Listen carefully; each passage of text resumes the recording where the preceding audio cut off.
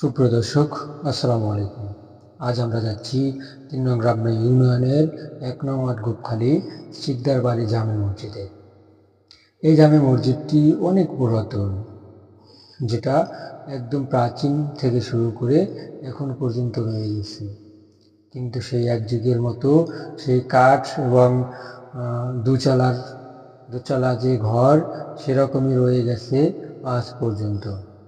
সুপ্রিয় দর্শক, এটি কোনো ফান্ড না থাকার কারণে, কোনো অর্থের না থাকার কারণে এটি রয়ে গেছে সেই আগের এক যুগের মতোই টিন সেট।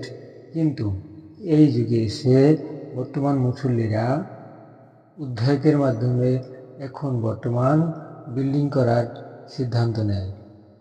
এটি দেখতেই আমরা গিয়েছিলাম, দেখলাম অনেক বড় সড়ই মসজিদের জায়গা নেওয়া হয়েছে এবং সেই সাথে ইট, বালু এবং বিভিন্ন সরঞ্জাম যেগুলো মসজিদ করতে প্রয়োজন সেগুলো কিন্তু আনা হয়েছে।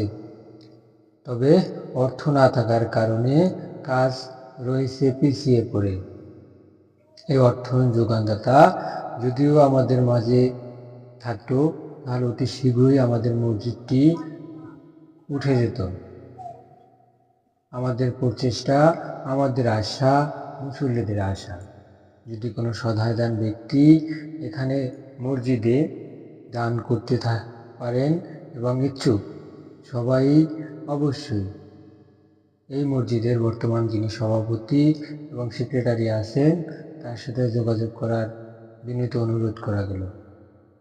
সেই সাথে আপনাদের মসজিদে নামাজ পড়ার জন্য দাওয়াত রইল। আসসালামু আলাইকুম ওয়া রাহমাতুল্লাহি ওয়া বারাকাতুহু।